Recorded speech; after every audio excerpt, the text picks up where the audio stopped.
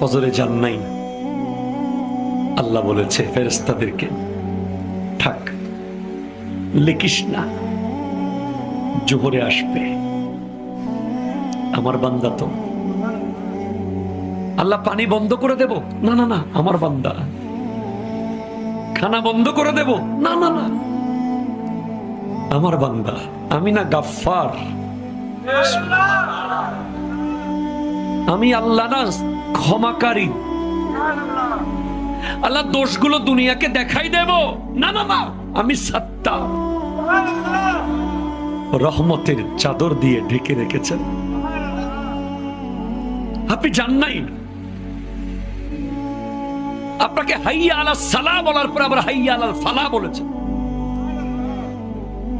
হাইয়া আলাস সালাহ বললে হতো, ফালাহ কেন বললো? আরে তোর লাভের জন্য আয়।